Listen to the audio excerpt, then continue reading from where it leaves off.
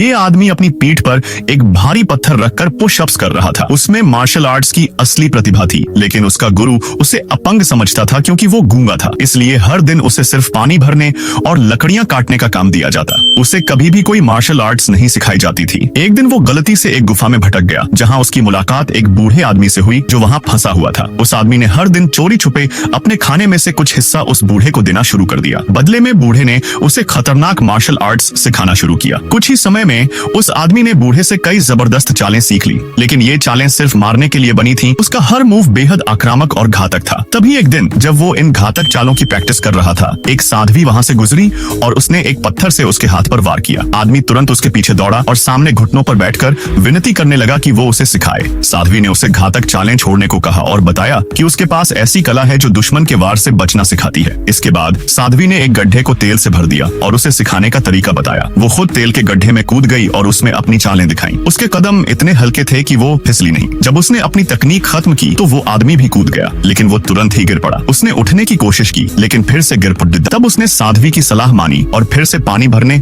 और लकड़ी काटने में जुट गया, ताकि उसकी बुनियादी ताकत बन सके। अपनी प्राकृतिक प्रतिभा और मेहनत के दम पर उसने जल्दी ही साध्वी की कला में महारत हासिल कर ली। अब उसने बूढ़े की मारक चालों और साध्वी की रक्षा की कला को मिलाकर एक नई शैली बना डाली, जिसमें ताकत भी थी और संतुलन भी। जब उसकी ट्रेनिंग पूरी हुई तो उसने अपने गुरु को अलविदा कहा और पहाड़ से उतरने की तैयारी की। लेकिन शाओलिन मंदिर की एक परंपरा थी कि वहां से बाहर जाने के लिए वुडन डमी चैलेंज पास करना पड़ता था। दर्जनों लकड़ी के पुतले दोनों तरफ कतार में खड़े थे, जिनके हाथ पांव मशीनों से चलते थे। हर पुतला अलग तरीके से हमला करता था। शुरू में आदमी अपने सीखे हुए कौशल से इन पुतलों का सामना कर पा रहा था, लेकिन जल्द ही वो थकने लगा। उसकी चालें धीमी हो गईं और वो पुतलों के वारों से खुद को बचा नहीं पा रहा था। आखिर तक वो बुरी तरह घायल हो गया, लेकिन उसने हार नहीं मानी और पूरी ताकत झोंककर आखिरकार उस चुनौती को पार कर ही लिया। लेकिन तभी जैसे ही वो बाहर निकलने ही वाला था, उसके रास्ते में एक विशाल भट्ठी आ गई। ये भट्ठी हजारों किलो वजन की थी और इतनी गर्म थी कि छूना भी मुश्किल था। आदमी थोड़ी देर उसे देखता रहा, फिर वो आगे बढ़ा और दोनों हाथ भट्ठी के किनारों पर रख दिए। उसने पूरी ताकत लगाई और भट्ठी को उठाने की कोशिश की। उसके हाथ भट्ठी की गर्मी से जल रहे थे, लेकिन उसने दर्द सहा